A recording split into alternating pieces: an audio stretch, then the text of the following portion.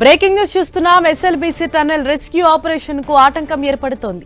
ప్రమాదం జరిగిన స్థలంలో బురద నీరు పెరుగుతోంది. దీంతో లోపలికి వెళ్లేందుకు రెస్క్యూ బృందాలకు ఆటంకం కలుగుతోంది.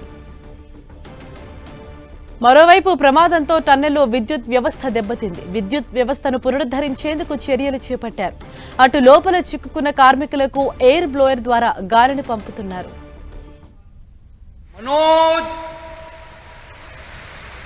मनोज श्रीनिवास द्विवेदी श्रीनिवास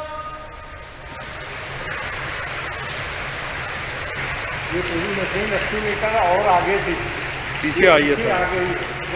पीछे आ गए वरना वहाँ से और कितना प्रेशर हो रहा है। रिंग तो दूर तक दिख रहे हैं रिंग।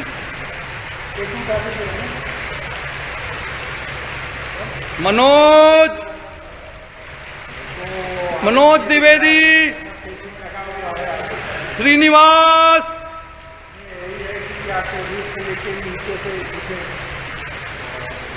मनोज श्रीनिवास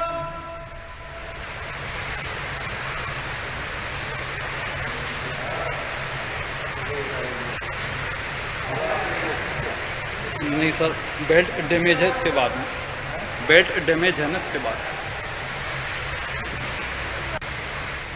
मनोज టన్నెల్లో చిక్కుకున్న 8 మంది కార్మికులను రక్షించేందుకు ఒకవైపు రెస్క్యూ బృందాలు తీవ్రంగా శ్రమిస్తున్నాయి. అయితే వారికి ఆటంకం అయితే ఏర్పడుతోంది. లోపలికి వెళ్లేందుకు వీలు లేకుండా బురద అన్నది ఎక్కువగా ఫామ్ అవుతోంది. లోపల నుంచి ఊట ఉబికి వస్తున్న కారణంగా లోపలికి వెళ్లలేకపోతున్నామని చెప్పేసి అధికారులు చెప్తున్నారు. మరోవైపు విద్యుత్ వ్యవస్థ పూర్తిగా దెబ్బతింది. అలాగే బయట నుంచి కూడా అధికారులు లోపల ఎవరైతే కార్మికులు ఉన్నారో వారి పేర్లను గట్టిగా పిలుస్తున్నారు. లోపల నుంచి అయితే రెస్పాన్స్ ఏమీ రావట్లేదు. తీవ్రంగా శ్రమిస్తున్నారు. లోపలికి వెళ్లేందుకు ఉన్న ప్రత్యామ్నాయ మార్గాలను కూడా వారు అన్వేషిస్తున్నారు. అయితే సమయం గడిచే కొద్దీ అందరిలోనూ టెన్షన్ పెరిగిపోతోంది.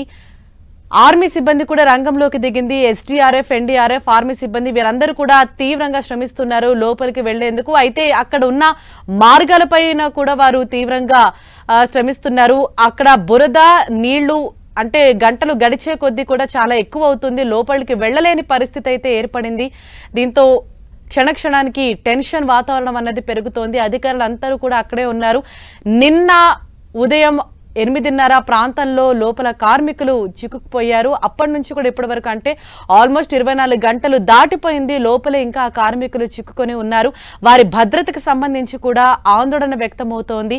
సమయం గడిచే కొద్దీ అందరిలోనూ కూడా ఉత్కంఠ పెరుగుతోంది.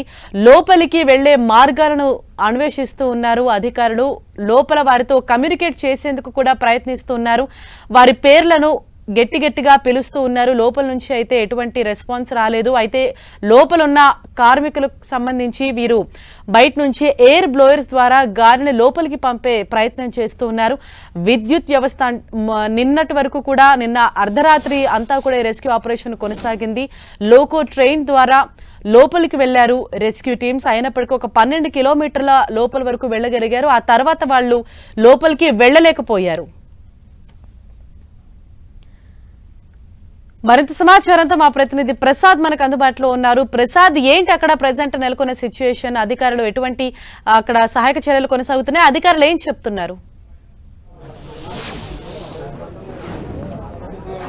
హర్ష, ఏదైతే శ్రీశైలము దగ్గర జరుగుతున్నటువంటి ఎస్ఎల్బీసీ టన్నల్లో ఏదైతే 8 మంది కార్మికులు చిక్కుకుపోయారో ఆ కార్మికుల్ని రక్షించేందుకు అధికార యంత్రాంగం తీవ్ర ప్రయత్నాలు కొనసాగిస్తుంది. అందులో భాగంగానే ఉదయం నుండి అధికార యంత్రాంగం ఇక్కడే ఉంటూ 2 మంత్రులు పర్యవేక్షిస్తున్న సందర్భం కనిపిస్తోంది. టన్నల్లో చిక్కుకున్నటువంటి 8 మంది కార్మికుల్ని సురక్షితంగా తీసుకురావడానికి రిస్కో ఆపరేషన్ కొనసాగుతుంది. ఈ రిస్కో ఆపరేషన్లో ఆర్మీ, అదేవిధంగా ఫైర్ సిబ్బంది, అలాగే ఎన్డీఆర్ఎఫ్ బృందాలు కానీ దిగడం జరిగింది. దాదాపు ఉదయం నుండి ఆ రిస్క్ ఆపరేషన్ కొనసాగుతుంది. 24 గంటల సమయం కావస్తున్నా ఇప్పటి వరకు కార్మికుల ఆచూకీ లభ్యం కాలేదు. అక్కడ ఉన్నటువంటి కొంతమంది ఏదైతే రిస్క్ టీం ఉందో ఆ టీం అక్కడికి వెళ్లి ఎవరైతే కార్మికులు ఉన్నారో ఆ కార్మికుల్ని పెద్ద ఎత్తున పేర్లు పెట్టి పిలుస్తున్న సందర్భంలో స్పందించని పరిస్థితి కనిపిస్తూ ఉంది. పెద్ద ఎత్తున సౌండ్ చేస్తూ వారిని పేర్లతో పిలుస్తున్నప్పటికీ లోపల చిక్కుకున్నటువంటి కార్మికుల నుండి ఎలాంటి స్పందన రాకపోవడంతో మాత్రం తీవ్ర ఉత్కంఠత నెలకొంది. దాదాపు మోకాల లోతు నీరు చేరుకోవడం, బురద చేరుకోవడంతో రిస్క్ ఆపరేషన్ కి ఆటంకం కలిగింది. అదేవిధంగా విద్యుత్తు లేకపోవడంతో తీవ్ర ఇబ్బందికి గురైంది అనేది స్పష్టంగా అర్థమవుతుంది. 24 గంటలు సమయం గడిచిన కార్మికులు లోపలే ఉండడంతో మాత్రం తీవ్ర ఉత్కంఠత నెలకొంది. ఏదైతే మంత్రులు జూపల్లి కృష్ణారావు అదేవిధంగా ఉత్తమ్ కుమార్ రెడ్డి ఇక్కడికి చేరుకోవడం జరిగింది. టన్నల్ దగ్గరికి వెళ్లి అక్కడ ఉన్నటువంటి పరిస్థితిని పర్యవేక్షించేందుకు టన్నల్ కి చేరుకోవడం జరిగింది. టన్నల్లో ఆ కార్మికులు పరిస్థితి ఏంటి అనేది ఆ టీములు ఎవరైతే రిస్క్ టీములు ఉన్నాయో ఆ టీములతో పర్యవేక్షణ చేయడం జరిగింది. అయితే కేంద్ర ప్రభుత్వం ద్వారా నెవీ టీముని తెప్పించేందుకు మంత్రి ఉత్తమ్ కుమార్ రెడ్డి ఉన్నతాధికారులతో మాట్లాడడం జరిగింది. నెవీ టీమును గాని తీసుకొచ్చేందుకు ప్రయత్నాలు కొనసాగిస్తున్నామని ఉత్తమ్ కుమార్ రెడ్డి చెప్పడం జరిగింది. అయితే ఏదైతే అత్యంత ఇంపార్టెంట్ అయినటువంటి ఏదైతే అత్యాధునిక టెక్నాలజీని ఉపయోగించి కార్మికులను బయటకు తీసుకొచ్చేందుకు తమ ప్రభుత్వం కృషి చేస్తుందని ఉత్తమ్ కుమార్ రెడ్డి చెప్పడం జరిగింది. కేంద్ర ప్రభుత్వం గాని పూర్తి సహకారం అందిస్తుంది. కేంద్ర ప్రభుత్వం ద్వారా ఏదైతే అత్యున్నత టెక్నాలజీని ఉపయోగించి కార్మికులను బయటకు తీసుకొచ్చేందుకు తమ ప్రయత్నం కొనసాగిస్తామని మంత్రులు చెబుతూ ఉన్నారు. ఏదైతే ఉదయం నుండి అక్కడ జరుగుతున్నటువంటి పరిస్థితిని సమీక్షించడం జరిగింది. కార్మికులను రక్షించే బాధ్యత తమ ప్రభుత్వం పైన ఉంది. వారిని 24 గంటలు రిస్క్ టీము అక్కడ ప్రత్యేకంగా దృష్టి సారించడం జరిగింది. ఎవరైతే 8 మంది కార్మికులు చిక్కుకున్నారో వారికి ఆక్సిజన్ పంపేందుకు ప్రయత్నం కొనసాగిస్తున్నారు. అదేవిధంగా ఆక్సిజన్ ద్వారా ఆక్సిజన్ లెవెల్ పడిపోవడంతో కార్మికులకు ఇబ్బందులు గురవుతుంటాయి. ఆక్సిజన్ కానీ ఎలా పంపాలనే ప్రయత్నం కానీ కొనసాగుతుంది. మొత్తం ఈ అధికార యంత్రాంగం అంతా అక్కడికి చేరుకోవడం జరిగింది. అధికార యంత్రాంగం కార్మికులను రక్షించే బాధ్యత తీసుకుంటున్నామని మంత్రులు చెబుతూ ఉన్నారు. అయితే కేంద్ర ప్రభుత్వం మాట్లాడే నేవీ టీంను కానీ తీసుకువచ్చేందుకు తమ ప్రయత్నం కొనసాగిస్తాము. ఇప్పటికే అత్యాధునిక టెక్నాలజీని ఉపయోగించి కార్మికులను ఎలా తీసుకురావాలనే ప్రయత్నం అధికారులతో ఉన్నతాధికారులతో సమీక్ష సమావేశం నిర్వహిస్తున్నాము. కేంద్ర ప్రభుత్వంతో కానీ మాట్లాడుతున్నాం. ఇప్పటికే కేంద్ర ప్రభుత్వ బలగాలు కానీ ఇక్కడికి చేరుకోవడం జరిగింది. రిస్క్ ఆపరేషన్ కొనసాగుతుంది. ఏదైతే టన్నల్లో చిక్కుకున్నటువంటి 8 మంది కార్మికుల్ని పేర్లు పెట్టి పిలిచినప్పటికీ స్పందన రాలేదు.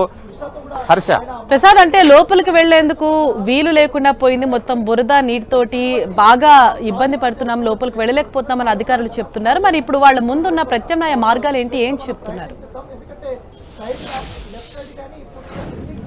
అయితే ఆ టన్నల్లో దాదాపు 14 కిలోమీటర్ల మేర టన్నల్లో పైకప్పులు కూలీ కార్మికులు చిక్కుకోవడం జరిగింది. ఆ టన్నల్లో పైకప్పులు కూడడంతో మట్టి పెద్ద ఎత్తున పేరుకుపోవడం, అదేవిధంగా వాటర్ ఎక్కువ రావడంతో ఆ రెస్క్యూ ఆపరేషన్ కొనసాగే తీవ్ర ఇబ్బందులకు గురవుతున్నాయి. అదైతే ఏదైతే టన్నల్ ఉందో టన్నల్లోకి మాన్యువల్ గా వెళ్ళలేని పరిస్థితి. ఆ ట్రాక్ ద్వారానే లోపలికి వెళ్ళాలి, ఆ ట్రాక్ ద్వారానే బయట రావాల్సిన పరిస్థితి. ఆ మట్టిని తీస్తే తప్ప కార్మికుల్ని రక్షించలేని పరిస్థితి కనిపిస్తుంది అనేది రెస్క్యూ టీం చెబుతూ ఉంది. అక్కడ ఉన్నటువంటి మట్టిని వాటర్ ని తొలగిస్తే తప్ప కార్మికులు ఎక్కడున్నారనేది కనుక్కోగలము, లేకపోతే మాత్రం తీవ్ర ఇబ్బందులకు గురవుతుంది అనేది ఆ రెస్క్యూ టీం చెబుతూ ఉంది. నిన్న రాత్రి వరకు 12 గంటల వరకు కొనసాగినటువంటి రెస్క్యూ టీంలో దాదాపు 12 కిలోమీటర్ల మేర అక్కడికి వెళ్లడం జరిగింది. ఆ 2 కిలోమీటర్లు వెళ్ళలేకపోయారు. ఏదైతే మట్టి ఉండడమో అదేవిధంగా వాటర్ ఉండడంతోనే ఆ రెస్క్యూ ముందుకు వెళ్ళలేకపోయింది అనేది అధికార యంత్రాంగం చెబుతూ ఉంది. ఏదైతే అక్కడ ఉన్నటువంటి బురద అదేవిధంగా వాటర్ ఉండడంతోనే ఆపరేషన్ ముందుకు కొనసాగలేకపోతుంది. అక్కడ కార్మికులు వాటర్ అవతల ఉండడంతోనే ఇబ్బందులకు గురవుతున్నాము. ఇప్పటికే మట్టి పిల్లలు పడి అక్కడ కార్మికులు ఇబ్బందులకు గురవుతున్నారు. 8 మంది కార్మికులు 24 గంటలు సమయం గడిచినప్పటికీ వారి పరిస్థితి ఎలా ఉండదనేది మాత్రం చెప్పలేని పరిస్థితి కనిపిస్తుంది. అయితే ఎస్ఎల్బిసి టన్నల్ దగ్గర మాత్రం తీవ్ర ఉత్కంఠత నెలకొంది. గంటకి హై టెన్షన్ నెలకొన్న పరిస్థితి కనిపిస్తుంది. కార్మికులు పరిస్థితి ఎలా ఉందనేది మాత్రం అధికారులు అధికారులు ఒక ఉత్కంఠత రేపుతూ ఉంది. 24 గంటల సమయం దాటిపోయింది. కార్మికుల పరిస్థితి ఏంటి, అక్కడ ఆక్సిజన్ లెవెల్స్ తగ్గిపోవడము, ఆక్సిజన్ అందకపోవడము, అదేవిధంగా ఆహార లేకపోవడము, తాగడానికి మంచినీటి సౌకర్యం అక్కడ లేకపోవడము, అనేక ఇబ్బందులకు గురవుతున్నారు. ఆ కార్మికులు టన్నల్లో ఇరుక్కపోవడంతో మాత్రం తీవ్ర ఇబ్బందులకు గురవుతుంటారు. ఆ కుటుంబ సభ్యులుగా తీవ్ర ఆవేదన వ్యక్తం అవుతుంది. సందర్భంగా అధికారులు అయితే ఖచ్చితంగా తమ కార్మికులను రక్షించేందుకు ప్రయత్నాలు కొనసాగిస్తున్నామనేది చెబుతూ ఉన్నారు. మంత్రులు మాత్రం ప్రత్యేకంగా 2 మంత్రులు ఇక్కడే ఉంటూ పర్యవేక్షిస్తున్నారు. దీనికి సంబంధించి ఖచ్చితంగా కార్మికులు తీసుకొచ్చేందుకు తమ ప్రయత్నం కొనసాగుతుంది. కేంద్ర ప్రభుత్వం ద్వారా గానీ నెవీ టీమును తెప్పించేందుకు. ప్రసాద్, అంటే అక్కడ కార్మికుల పేర్లు పిలుస్తూ ఉన్నప్పుడు లోపల నుంచి ఏవైనా రెస్పాన్స్ ఏమన్నా వచ్చిందా? అంటే లోపలికి వెళ్ళలేకపోతున్నామని ఒకవైపు ఏమో సిబ్బంది చెప్తున్నారు. ఆల్రెడీ 24 అవర్స్ దాటేసింది. మరి ఇంకా ఎంత టైం పట్టే అవకాశం ఉందని అంచనా వేస్తున్నారు? అయితే అక్కడ ఉన్నటువంటి కార్మికుల్ని శ్రీనివాసరావు అదే కొన్ని పేర్లు పెడుతూ తోటి కార్మికులు రిస్క్ సిబ్బంది గట్టిగా పెద్ద ఎత్తున సౌండ్ చేస్తూ పిలవడం జరిగింది. అక్కడ నుండి ఎలాంటి రెస్పాన్స్ లేకపోవడంతో రిస్క్ టీం మాత్రము నిరాశకు లోనవుతున్న సందర్భం కనిపిస్తూ ఉంది.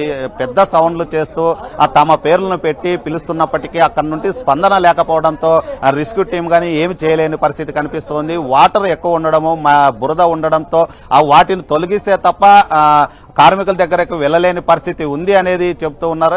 అత్యాధునిక టెక్నాలజీ ఉపయోగించి ఏ విధంగా అయితే మట్టిని తీసుకురావాలా బయటికి అనేది, లేకుంటే ఇంకో సైడ్ ఏమన్నా హోల్ పెట్టి రంధ్రం పెట్టి తీసుకొచ్చేకి ఏమన్నా ప్రయత్నం చేద్దామా అనేది మాత్రం అధికార యంత్రాంగం రివ్యూ చేస్తుంది. మంత్రులు కూడా మరో ప్రత్యామ్నాయం చూడాలనేది కానీ కొనసాగే ప్రత్యామ్నాయం చూడాలనేది అధికార యంత్రాంగంతో సమీక్ష నిర్వహిస్తుంది. ప్రత్యామ్నాయానికి సంబంధించి కానీ కొనసాగే అవకాశాలు అయితే రిస్క్ టీం మాత్రం కొనసాగుతుంది. 8 మంది కార్మికుల్ని ఎస్ఎల్బీసీ నుండి ఖచ్చితంగా తీసుకొచ్చేందుకు తమ ప్రయత్నం కొనసాగుతుందని మంత్రులు చెబుతున్న సందర్భం కనిపిస్తూ ఉంది. Harsha, thanks for the updates Prasad.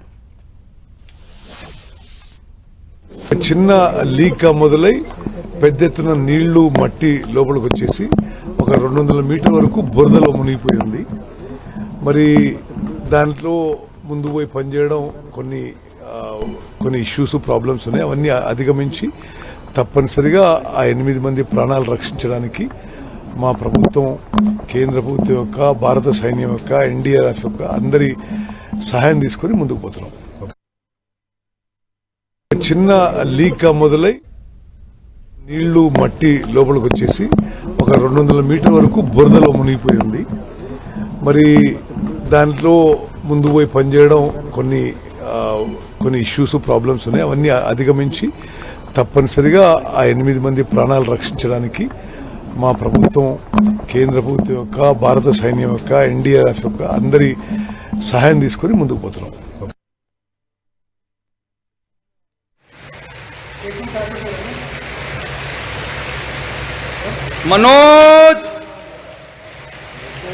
Manoj Dwivedi, Srinivas